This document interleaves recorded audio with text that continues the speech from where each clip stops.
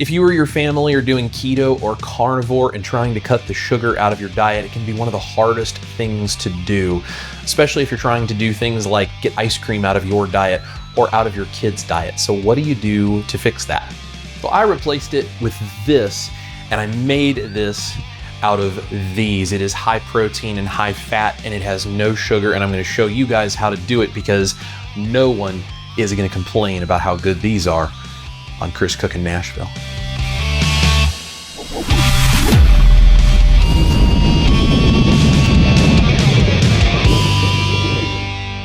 So how do you make Fudgesicles out of eggs or whatever flavor you like? Whether you're keto or carnivore, you're going to be able to customize this. To show you how we do this, let's rewind back to yesterday.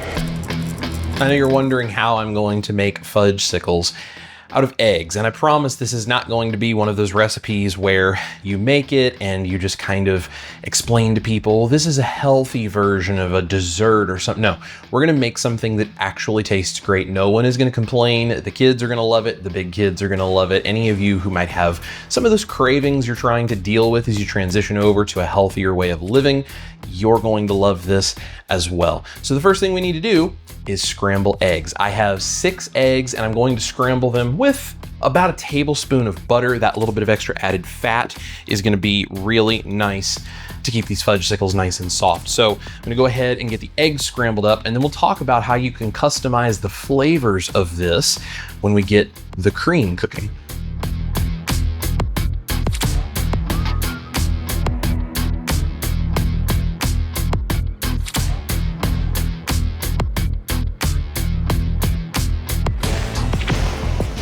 These don't need to be particularly well scrambled before we cook them because they're going into a blender, just like my egg pudding recipe, the video which I will link in the description box below. These are cooked, but they don't need to be cooked super dry. We still want them to be fairly soft so they blend up easily.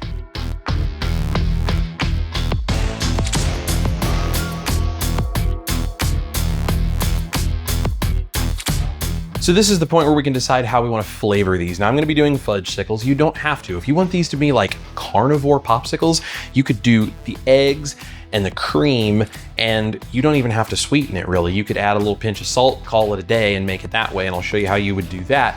Or if you want to flavor it, that's exactly what I'm about to do, and you can choose anything you want to flavor it. So you can really customize this for you and whatever particular craving or issue it is you're trying to overcome, or to appeal to your kids that you're trying to get away from the junk food and away from the stuff that comes from the freezer section. So I'm going to do fudge. I'll show you how to do that, but you can use anything you want. We have 1.5 cups of cream, and I'm going to start heating this up. I don't need it very hot.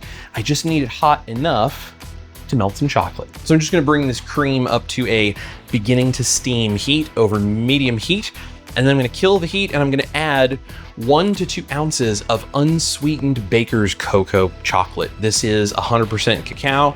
It's just enough to make this a slightly chocolate cream, which is gonna help with the texture, and then the rest of the flavoring is gonna happen right here, and I'll tell you what that is in just a second when we get ready to blend these together.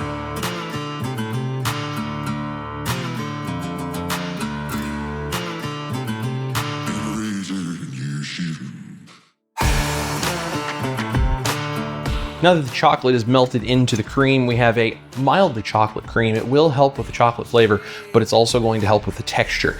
At this point, you can add other flavoring. And so one of the things I'm going to add is some vanilla extract. And I'm adding the extracts now because we're not heating these extracts more than necessary at this point.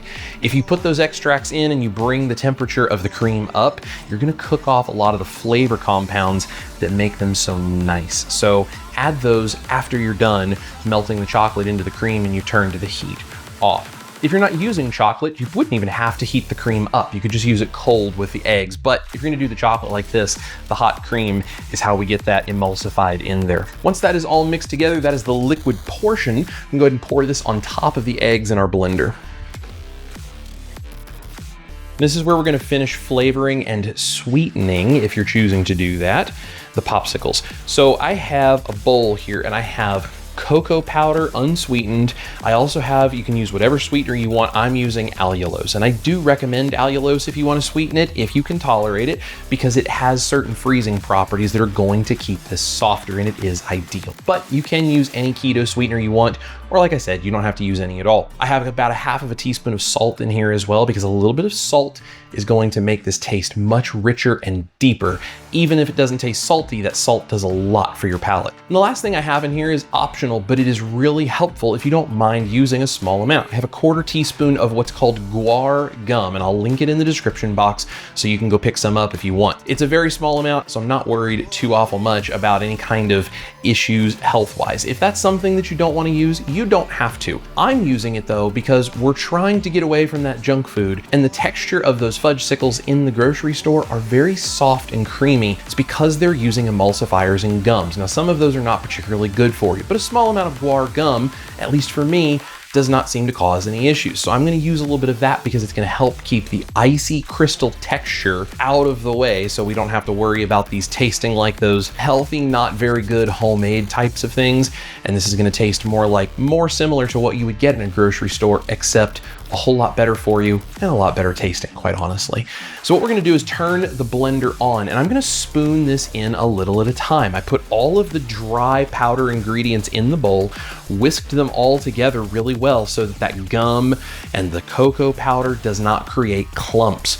And we're going to slowly add it 1 spoon at a time while blending. Then we're gonna turn this up on high, and we're gonna fully liquefy this. Now, if you need a little bit of extra cream or even some water, that's fine. We're looking for sort of a thick milkshake kind of texture, and we can adjust a little bit up or down with the liquid if necessary. And then we're gonna talk about the right way to freeze this so you don't end up with big jagged ice crystals in your Fudgesicles.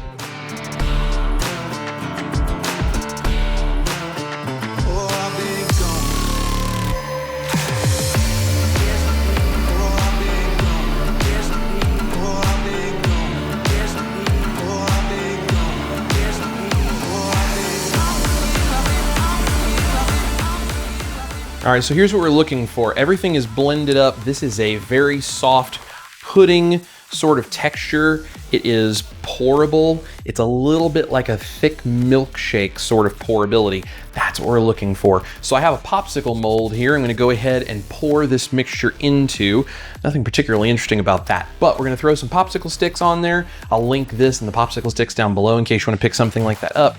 And we'll talk about how do you freeze this so that you avoid all of those ice crystals. Let's get these filled up.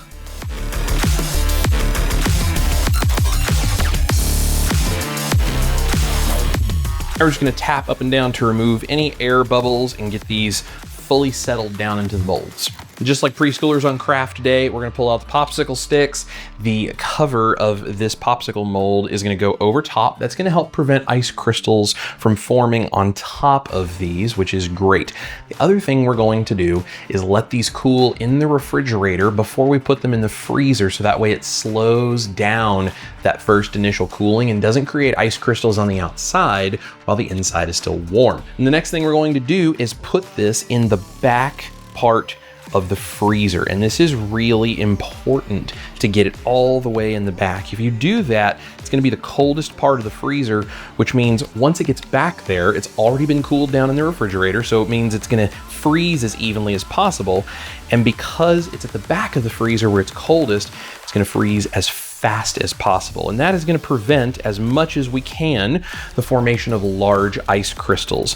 And of course we have that guar gum in there, which is going to help us with the exact same thing. So cool it in the refrigerator so that it freezes as evenly as possible. Stick it all the way in the back of the freezer so that when it starts to freeze, it goes as fast as possible.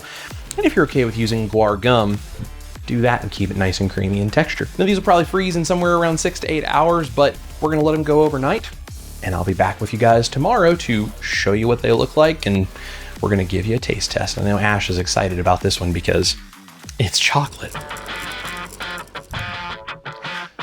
Fudgesicle man. Well, thank you, pizza. These look cute. The service in this place is just 10 out of 10. Do what I can. Enjoy. These are bomb. I used to love Fudgesicles as a kid. Like, it's like a total nostalgic childhood memory for me. Yeah. These are so good. It's, you know, it's like they're sweet. They're not too sweet. They're definitely, they got like that creamy chocolatey thing going on. Texture's perfect. Texture is absolutely perfect. They're very creamy. They're very fatty. They're very soft when you bite them and chew them. Like, it's an actual ice cream texture. It's not chunky. It's not icy. It's so smooth and rich. I think kids and big kids alike would really enjoy this. Even standard American diet kids. No one is going to complain about eating this. What a cool thing though. This is absolutely delicious. Yeah. I'm very impressed. Now, how do you feel about the fact that this is made with scrambled eggs? You and eggs in a blender is like one of the scariest things I think I've ever seen. I get nervous every time. You would not know that there's eggs in this. Like, there's no even a hint of eggs. It literally tastes like rich, creamy, milky, fatty chocolate. It is delicious. There's not a person on the planet who could tell you that is made with scrambled eggs. So I'm curious, put it in the comments, what flavor of ice cream bar are you guys going to make? Are you gonna do the chocolate or are you gonna do something else? Now, if you like these, you gotta go check out this recipe right over here and pre-order my cookbook linked in the description box. This is Chris Cook in Nashville. You guys remember to eat your meat, like your Fudgesicles with your eggs, love your life, and we'll see you in the kitchen for more crazy recipes. I feel like I'm gonna have chocolate like all over my face and I don't care. That's okay.